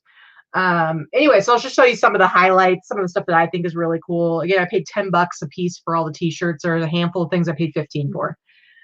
This one I think is awesome. It's a little bit on the smaller side, and now I've washed everything. Crazy Eddie. I've washed everything, and I've gotten everything's really dirty there. I wash everything. I bleach all the whites, and I will tell you, almost every stain, every dirty bit has come out. I've only had a couple pieces where it's like there's still a spot. So this is Crazy Eddie. His prices are insane. It's just like a goofy shirt. And I love it because it's got like the old school, if you look close, it's got like an old TV. It's got the little tape cassette recorder. It's got, it looks like a turntable, a clock radio. It's got like the cool old camcorder on there. So it's like, old school Crazy Eddie electronics. I think that's fantastic. Yeah, it's just really cool. Crazy Eddie, insane. So I think it's fun. It's definitely small. Again, no tag. I don't feel like that makes any difference in the price and the value. And in my opinion, I've never had an issue. So. Oh, Sheila meant for my scarf. I'm sorry. Yeah, for $200, I probably could take it to a dry cleaner, but I don't mind cleaning stuff myself. I know I'm not going to ruin it. Yes, it is silk, but I'm not going to throw it in the washing machine. So, Kara says Crazy Eddie from New Jersey, New York was a big scandal. Ooh, do tell in the chat. Very exciting. All the stuff I've just finished pretty much washing everything. Yeah, the faux wood panel on the TV is legit. It's true, yeah. Jacob. I've just finished washing everything, so I got to keep it all in hangers because I'm going to be taking pictures here in the next couple of days. And so I wash it and I immediately take it out of the dryer and put it on the hanger so all the wrinkles are out and it looks good. Next up, this is like a super worn and faded long sleeve t-shirt, but it is dope, as the kids said 15 years ago. Yeah, really. You need to get up with it. I say it because it's funny. Okay. I don't even try. Anyway, this says, let's see. When hell freezes over, ride there too. And it's all snowmobiles. And so this is just a great graphic. This is like super faded. This is actually from Lake Winnipesaukee, New Hampshire. You can see it on the back. See, more New England stuff. You can tell like Winnipesaukee. I've noticed that a lot of the stuff that they have there is from the East Coast. They say they get all their stuff from consignment. No idea where it comes from. See, one heck of a thrifter. By the way, hi. She's in the chat. Hey! He had the best commercials. Crazy Eddie. Yeah. See, I know them from the East Coast too. I mean, they even hit Rhode Island and Massachusetts. I know people know them because I think they were on the New York stations. Yeah. Crazy, man. So the Crazy Eddie one, like I said, I paid $10 for it. I'd probably list that one at $70. I think you can get more for that, honestly. Look at how many of us recognize it in the chat. Yeah. Okay, maybe I'll list it for 100. I don't know. This long sleeve, super faded, snowmobiling t-shirt. This one I'll probably I'll probably start it out at like 60, 70 bucks, but I would take like 50 for it. Again, they say it was a big stock fraud. Interesting. Interesting. Okay. Yeah, I think you should go about 100 on that one too. All right, I will do it. Next up, I've got this Illinois jersey T-shirt. I like these jersey T-shirts. I do too. This one's on the logo 7. This one's got a nice fade to it, but it's a nice even fade. If I actually liked sportsing, that'd be the kind of T-shirt I would like to wear. It's the Fighting Illini, and it's got the Chief on there, which I think he's no longer on their stuff. So sometimes these go for a little bit more. I think they've changed the mascot look or whatever. But this is in nice shape. I will definitely price this. I'll price this probably at like 100 to start. Take 75. So this I believe I paid 15 for this. Some of the stuff, the longer sleeve stuff, they charged, the person who was pricing charged me 15. This, I got a lot of great skiing stuff. I'm telling you, I went to the first location, the bigger one, and I was actually a little bit disappointed. I was having a harder time finding really good stuff. I still bought a lot. And they priced things higher than they did last time. Not for me, not the T-shirts. So I didn't really care about that. But no, just the stuff you bought for me. Well, I know, but I'm talking about for myself as far as like my business. I wasn't finding as much of stuff that I was super happy about. I did find it, but I was a little bit frustrated. Went to the second location, and it was crazy. I was just piling stuff onto the cart. That's why it only took me 3 hours as opposed to 4. I probably got twice as much at that location. I got a lot of really cool skiing stuff. So this one says Steamboat. It's from 1990. Love the pink color. Great graphic. Super cool. Paid 10 bucks for it. I'll definitely sell this one for probably 50. I'll show one more and then go back to you. And then vintage tech stuff. This is a Hewitt Packard T-shirt, and then it's got the tiny front hit. Tiny front hit, and on the back it's Autodesk. Oh, it's a mullet. Yeah, the power to dream. Just a cool 90s. Does it have a tag? It's got the Hanes beefy tee. Look, I get the lingo now. I know it's a mullet. When you got the little hit in the front, right there, big back hit in the back. It's a mullet. But anyway, just a cool vintage tech T-shirt. This stuff sells. I'll sell this for anywhere from like 50, 60 bucks. So, all right, you can go ahead. What else do I have? Let's see. So as far as hard goods, I don't have a whole heck of a lot, but one of the things I picked up, and then I'm going to just move on to clothing. Sorry, guys. One of the things I picked up is a bunch of these things were in a bag on the wall at Savers. I paid $2.99. I think I have 10 of them. So for those of you that do lashes and things like that, Moxie Lash is one of these magnetic eyelashes, and these are probably one of the older models, or the first models that came out. I've got 10 new in the box packages for these, and these will sell for like 25 bucks a piece. I think I paid $3 for all of them. Somebody didn't know what it was, and they'll sell for like 25 bucks, and it's all the same thing. So it's like one list with a quantity, so it's pretty easy to do. The other thing I picked up at a garage sale, Katie's a little salty because she wants us to give this to one of our friends. I scouted it as a gift for a friend, and she grabbed it and said, depends on how much I could sell it for. True. Because we're at garage sales for me to source for my business. And to be honest with you, I wouldn't want to give this to a friend shape, but I can still resell it. So I paid $2 for this. It's a Kurt Adler Hello Kitty little mini white Christmas tree, but it comes with all these ornaments. It's missing the tinsel that it's supposed to come with, but it does come with a bunch of extra ornaments that somebody had put on them and in it. So it's just, you know, I probably will get like $40 to $50 for it. I wouldn't want to give it as a gift because doesn't look like what's in the box. Yeah. Would you like to answer that question while I get my other stuff? So Dahlia LaFleur wants to know if we can show what they mean by single stitch on vintage t-shirts. Yeah, so modern t-shirts are most likely to have double stitch. Now this is a 90s t-shirt, but I'll just show you, it has double stitching, so I'll show you. So you see on the sleeve and then down the hem, it's got, see how it's 1-2 lines of stitching? So that's double stitch. Now you'll see double stitch on t-shirts from the 80s, from the 90s, even sometimes from the 70s. So it doesn't necessarily mean it has to be a modern shirt, but that's what you see there. Now, a single stitch, when you look at the sleeve or the hem, you're going to see that it's actually just one line of stitching. See how it's just one line instead of the double. And so that t-shirts from like the 80s and the early 90s and like the 70s, it was much more common for them to be single stitch. So when you see single stitch, it's just a really good indication that most likely it's vintage, but it's not always the case. So don't get too caught up in that. Go ahead. Okay. So if you follow me on Instagram, I did share this on Instagram. I've been pretty lax on Instagram lately, but this is another thing that I picked up at the bins last week. And the only reason I shared it was because I think it's probably my favorite find from last week.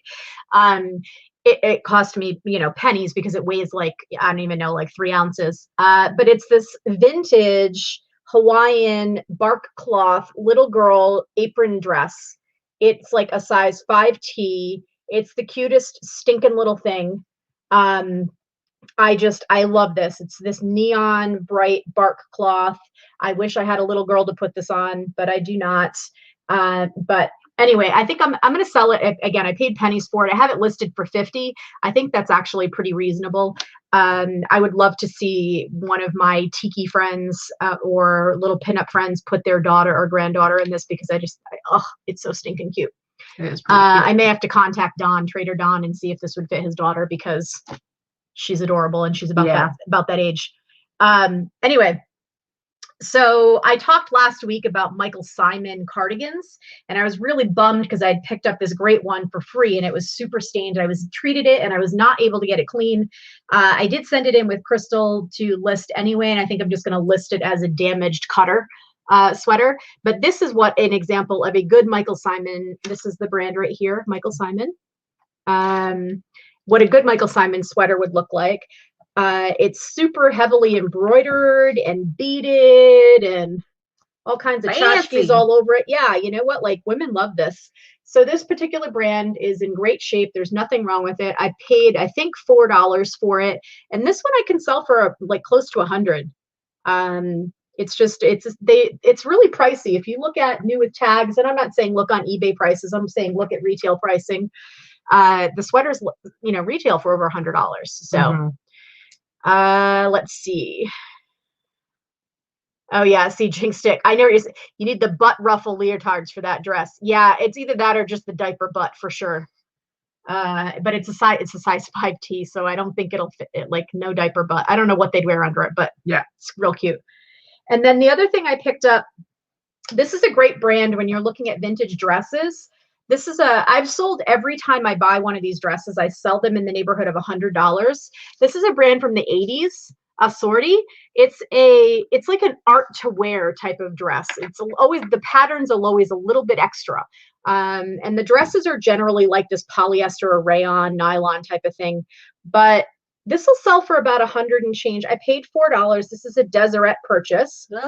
But what you can see, like the skirt has these inset accordion pleat panels in a different pattern, which, they're just, I don't know why they sell as well as they do. It's just a brand to keep a lookout for. This is the brand. This is what the tag looks like. Assorti for Susan Freys or Freys. It's like a church dress. Yeah, I don't know why it's I don't know why they're as popular, but they're just bright colors and bright patterns. Personally, I don't think it's a super fantastic vintage look, but they really do sell. It's like art to wear. Yeah. I'm telling you though, I grew up going to church and ladies would wear dresses it's kind of like a church that. lady and dress. I can see, people. Yeah, it's kind of like Bob Mackie wearable art. You're right, Kara. Like the earlier Bob Mackie stuff before it became that cheap sellout crap that's on QVC. Earlier Bob Mackie was very much like that style. So I think you're right. That's exactly what it's like. It's not not the mass produced Bob Mackie crap that, it still sells. You're going to get $20-$30 for every Bob Mackie sweater that you find, but it's the quality, the design, and everything just cheapened considerably when it went to QVC. Before that, Bob Mackie was a designer, a good designer. Let's say that. So another thing that I picked up, and I pick them up year round, but right now, every time I'm finding them, you definitely want to pick them up, is just vintage sweaters. big, chunky Nordic print or Fair Isle print, cardigan sweaters, any type of sweater you can get your hands on. The better made and the more vintage they are, the better they're going to sell because they're better quality. They're not made out of that cheap acrylic. It doesn't run, it doesn't pull, it doesn't fall apart. If you wash it into the mat, throw it in the washing machine, they're heavy, they're thick, they're really thick knit. So this is a vintage Eddie Bauer. Just, you know, 80s, early 90s Eddie Bauer, just that Henley grandpa sweater in the oatmeal. I sell these for 75 bucks all day long. This is a made in Hong Kong. So 80s, maybe as early 90s, but probably 80s. Nice. I paid $4. This is another, definitely, these are older Eddie Bauer. So these are all the 80s, made in the USA. This one is one of my favorites I've picked up in a while. I paid $4 for this as well. This is just a cardigan. And it looks like little teepees. It's just, but it's more like just the chevron pattern.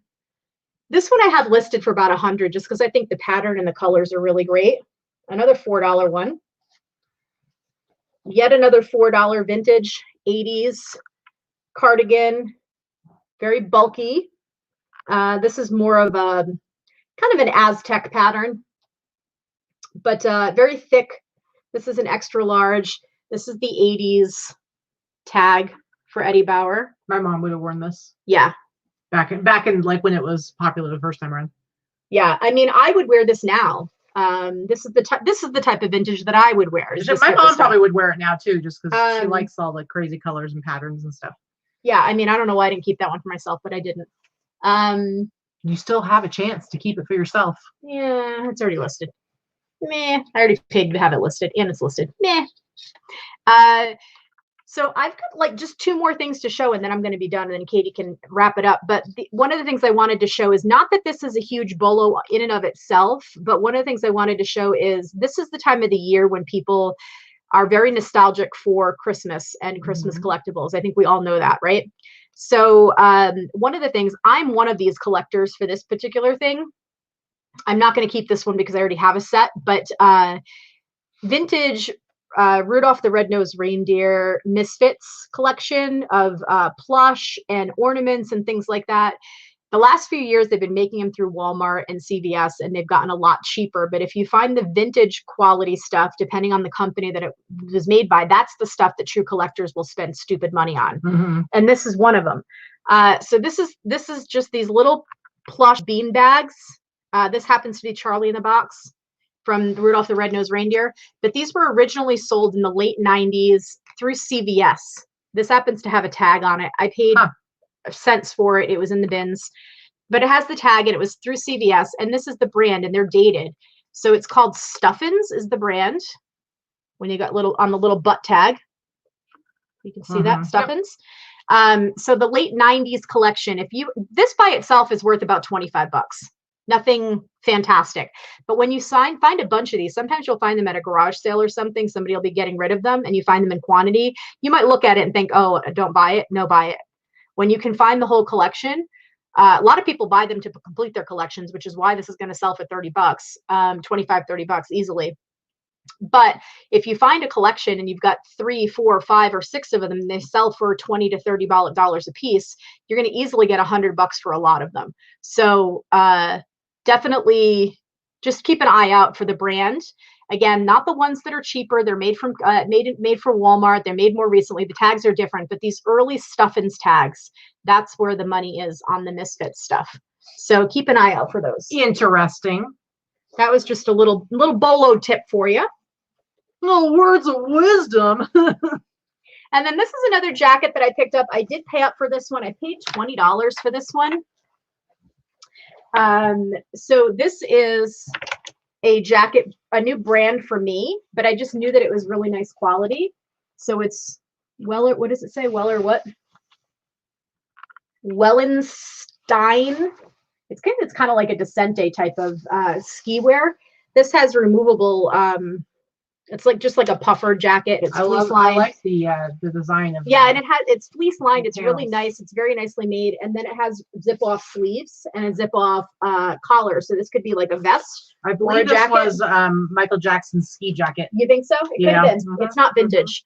But anyway, that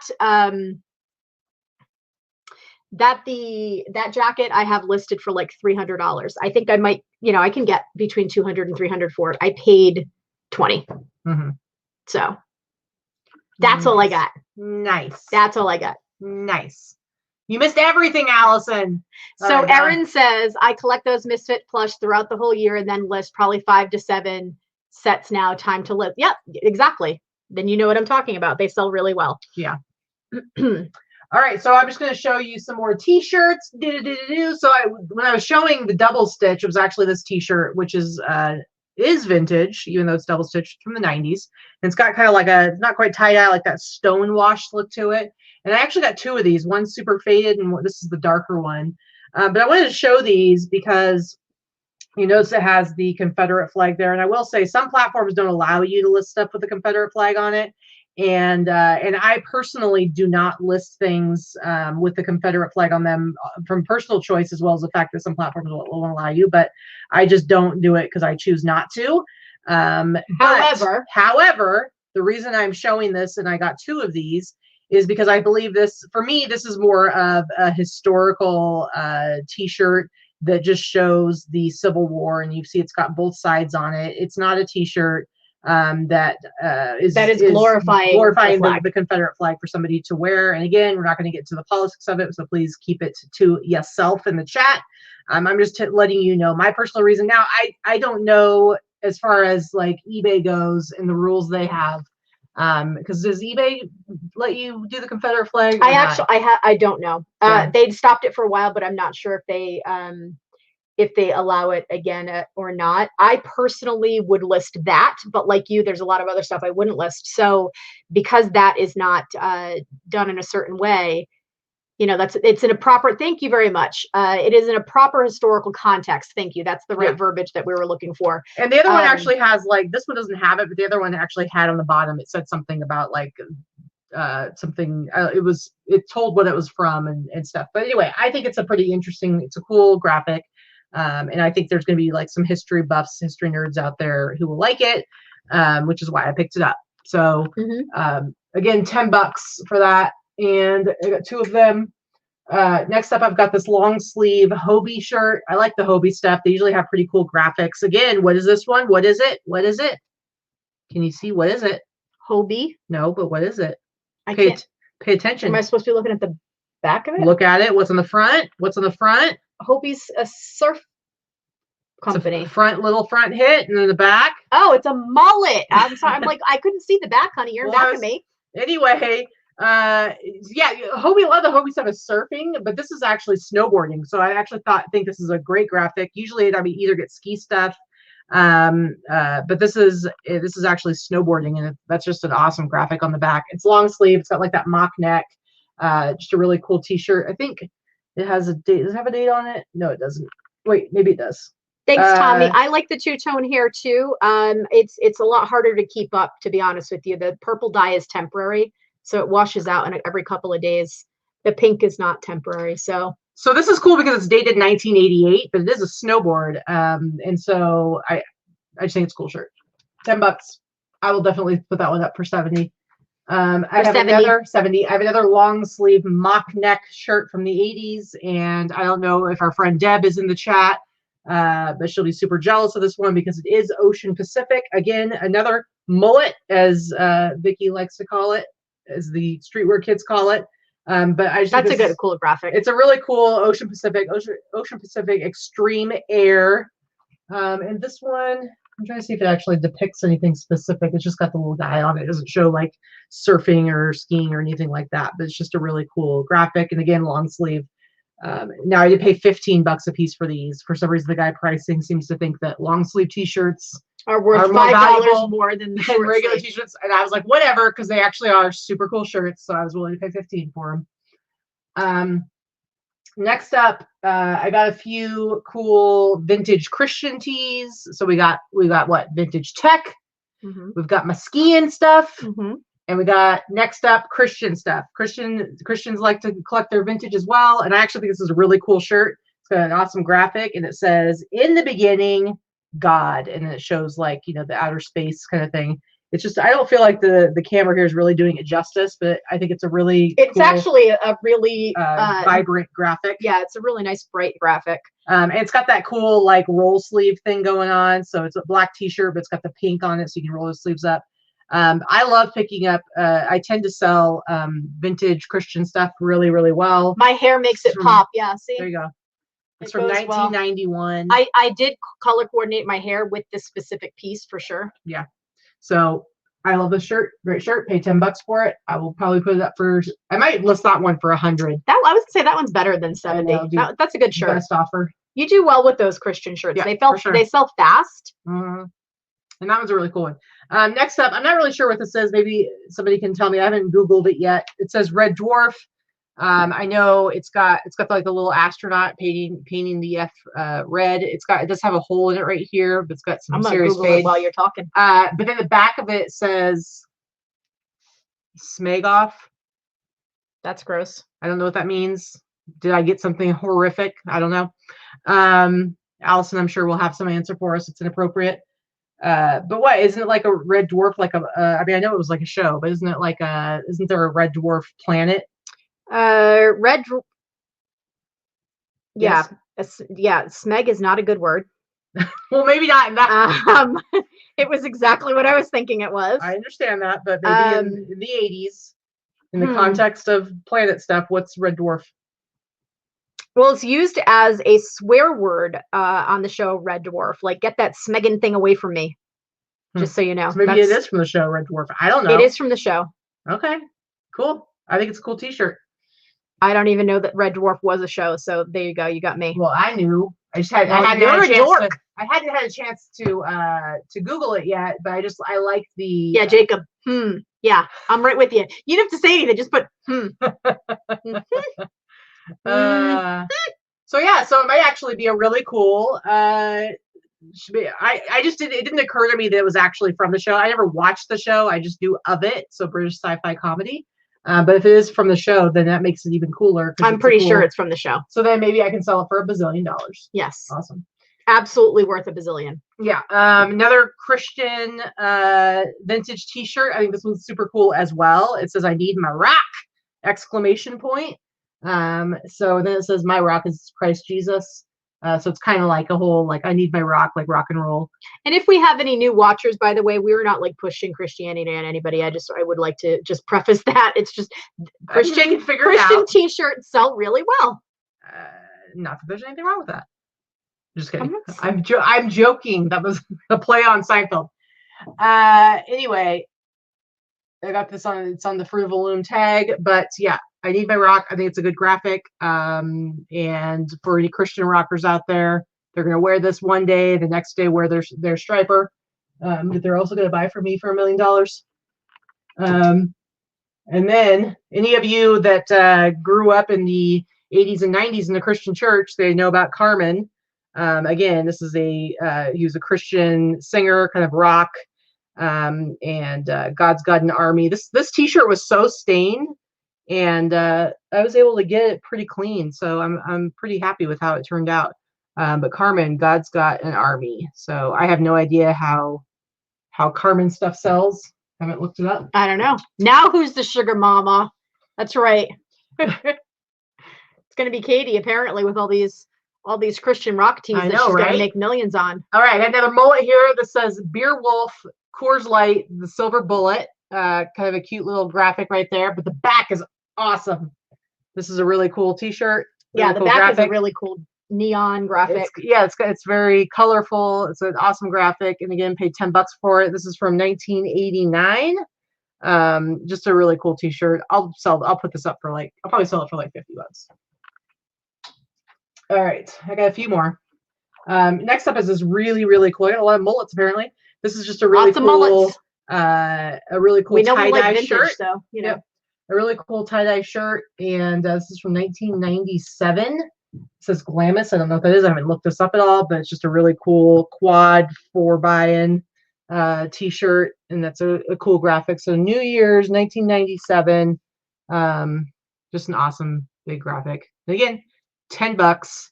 This was one that, like, seriously, when I walked into the second location, I was just like, bam, bam, bam, bam, bam. I was just pulling all these shirts off. This was one of them. Just all these really cool, fun shirts. From God to slogged. Yeah. That's what Mother Teal says. See, and this one was pretty dingy, guys. I just want to say this.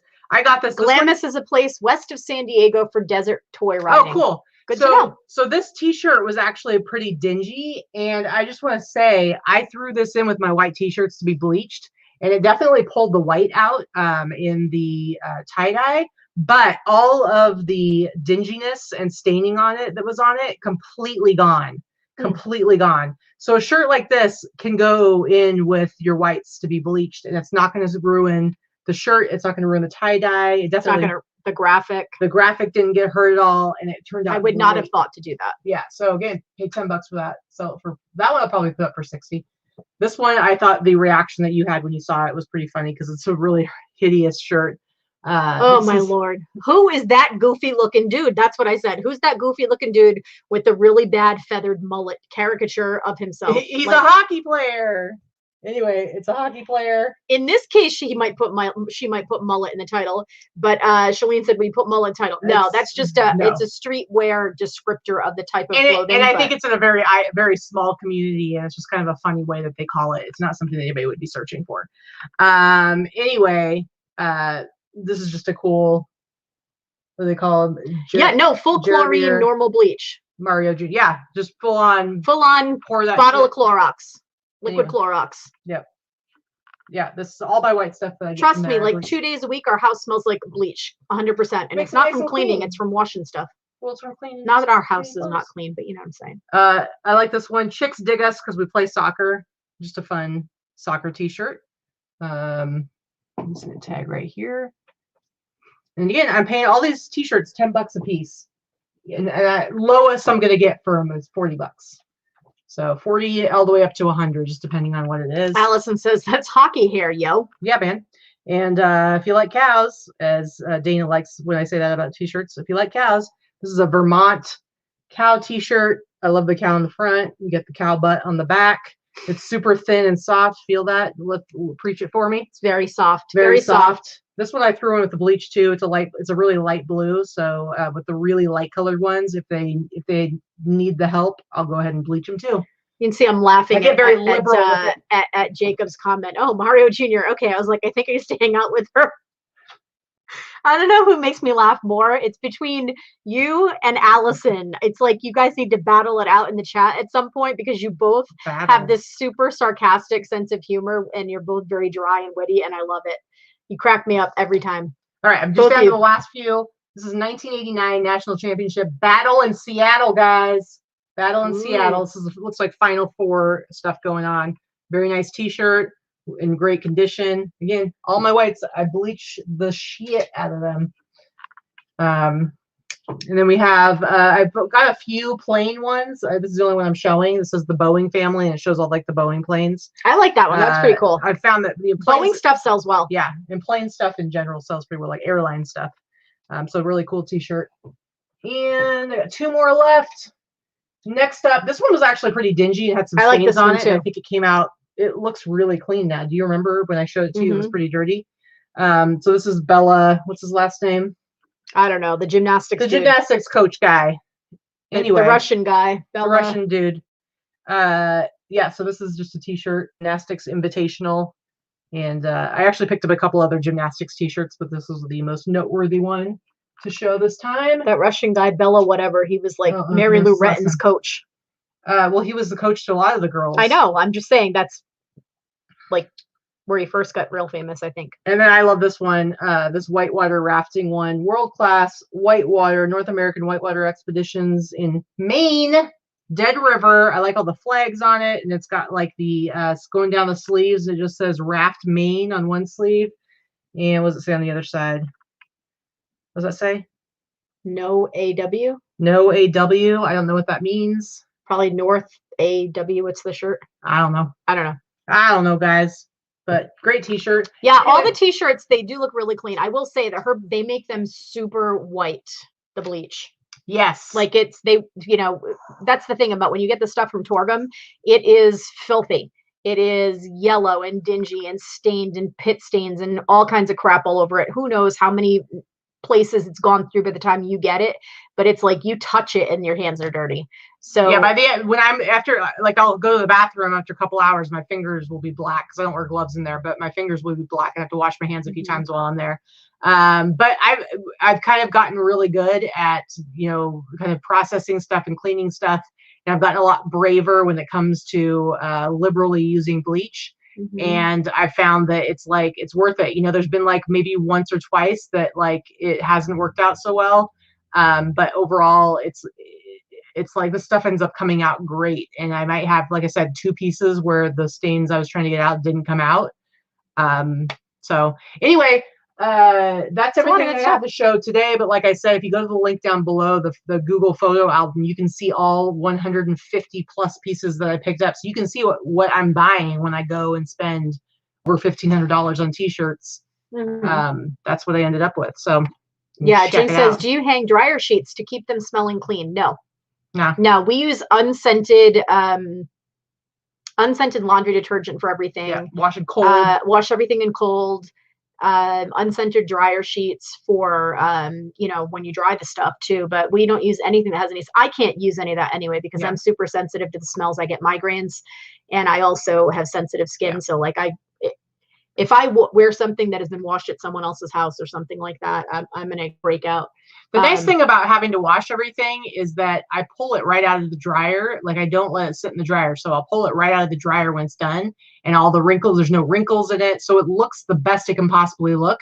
And I actually have a rack downstairs that I put everything on, like this one. I put everything on hangers. So the next couple of days I'll take pictures. And so it's like nothing needs to be steamed, or I mean, I'm not ironing t-shirts. But it's all, there's not gonna be any wrinkles. It's gonna look really good in my pictures. And then when I'm done with that, I can fold them up and put them away in my bins. That's why her stuff is way better. She's always changing her process, and it's always been refining it and making it better. She used to steam everything, then she used to spray everything before that she put it in the dryer. Now she just washes everything, and then she doesn't need to do that. So it's like, even though she's doing 1 million loads of laundry a week and the water bill has gone through the roof, it is a better process for the way that she bulk washes and cleans stuff. I mean, I didn't used to wash everything because a lot of the stuff I wasn't needing to. It was coming from thrift stores, and if it's not stained and it doesn't have, if it's not, it doesn't look visibly dirty or smell or anything like that, I didn't see any reason to wash it. But with this stuff, I have to. Yeah, I have to wash it all, and so I've kind of gotten to where, for the most part, unless something's new, I'm like, I might as well just wash it. And yeah, it's like the water goes up, but honestly, she was like, holy cow, the water bill. And I'm like, well, how much did it go up? And it went for like $30. I'm like, $30 for a month. For me, that is an extra cost that I don't mind because it all comes out looking great. And so I'm like, yeah, that's fine for me. Just won't shower. Whatever. I wish I won't shower a few days less a month. It all works out. Anyway, yeah, somehow we still managed to fill in 2 hours. I don't know how that happened. We're both talkers. We're really big talkers. We're talkers, man. Anyway, thank you guys so much for coming and hanging out with us. We always Thanks for sticking with us. It's been almost 2 hours. We appreciate it. We had lots of fun. Hope you enjoyed it as well. Again, Valerie, thank you. She said she's able to watch all of the show. Awesome. Thank you so much. We will not be on next week because, again, we are going to be heading to Tucson next weekend, and we're very grateful that we have the lovely Dana to come and stay at the house and take care of the pepperonis. So all is going to be safe and taken care of here. But we will see you the week after that, and we will definitely Greg popping in, Dupage Picker. I did see him say hey or hello earlier in the show, but there was not a lot of commenting going on, so he might actually be working while he's watching. How dare you? What? Anyway, we appreciate all you guys, and I guess we won't see you for another couple of weeks. But I know. Thanks for the love. We will show you the highlights. We'll probably, if you're in the Boss Facebook group, since we're not going to be coming on with our stuff, I'm sure we'll both take some pictures and do a post on Facebook that or Instagram. Yeah, you like to show like your huge mountain of stuff if you hopefully get a huge mountain of stuff. Anyway, guys, we appreciate it. We're going to go get a couple of hours of more work done before we go head over to see some friends for dinner.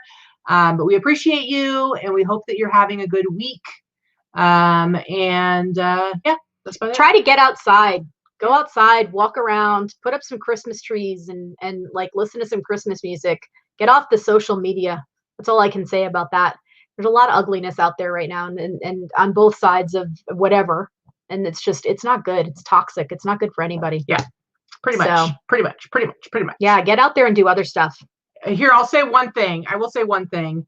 I have people in my family that think very differently than I do, and I have friends that think very differently than I do, who I love very, very much. So I would say, as a little social experiment, before you speak to somebody in maybe like too harsh of a way, just think to yourself that they're one of those people that you really care about, that you know is a good person, that you love, that thinks very differently than you, and apply that same kindness to them, or benefit of the doubt. I think the reality is that, and I know we're going to get a little bit political here, but I think that the reality is that most people in this country fall somewhere in the middle.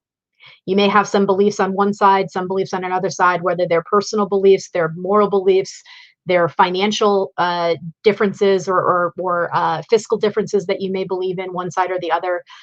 Politically, I think the reality is most people fall somewhere in the middle, feel a little bit here, right here. So just, have speak to people with kindness. Yeah. And have a little kindness, have a little grace. And, of course, there are assholes on both sides of the equation. We all know that. We all know some of them. Yeah. But the reality is the majority of people are going to fall somewhere in the middle, and be kind. And as Greg says, don't be a dick. Pretty much. All right, guys, we love you. We love everybody. We will talk to you later.